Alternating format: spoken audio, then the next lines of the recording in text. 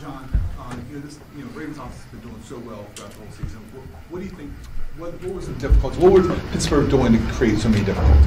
The biggest thing was we just got into second and long too much. Second and long, then it ends up being third and long too often. Penalties have set us back too much. John, what's it going to take for this team to cut down on penalties? I mean, it has been an area of weakness this year. It's definitely something we got to do, and we got to cut down on the penalties. That's very important. We've done it before on offense. We haven't had a lot of those in some of our big offensive games, but today that was a big problem.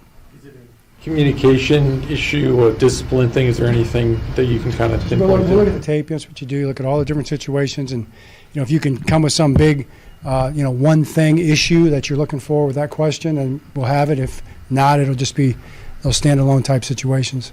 Just depends on each circumstance. John, was there confusion on that two-point play? Because it looked like Likely and Aguilar on the left side there was. Not that I'm aware of. I'll have to look at it on tape and talk to the coaches, but I didn't.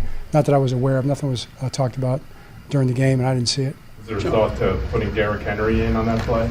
We'll talk about that stuff before. We have 2-point plays called. We called the one. They called timeout. We called the next one. John, right at the end of the first half, you took over about the 11-yard line with less than a minute left.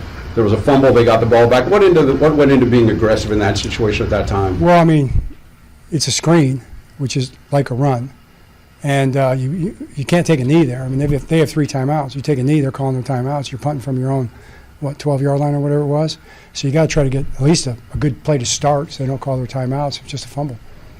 John, we know Tucker's his own biggest critic. We know he has a long track record. How concerned are you with his struggles continuing, and especially in a place he's had so much success kicking here in the past? Yeah, Tucker needs to make kicks. He knows that. That's important. He makes them in practice, and he made the long one later, which is good to see, which means he's still very capable at kick them straight.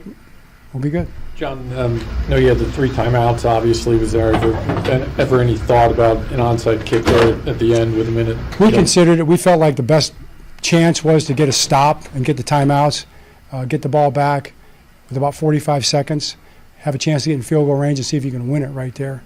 We thought that was a better, and the percentages I think would bear us out as opposed to getting an onside kick, which is hard to do. John, is there anything like the Steelers were doing defensively or anything doing against Lamar or just? I thought they played well. It was more than anything. It was the penalties that set us back on second, first down and second long. John, on that failed 2-point conversion, was it an RPO? Was it a run that Lamar just kind of pitched away, or what? It was a play that we have. I don't think I need to describe all the details of the play, but it was not an RPO. No.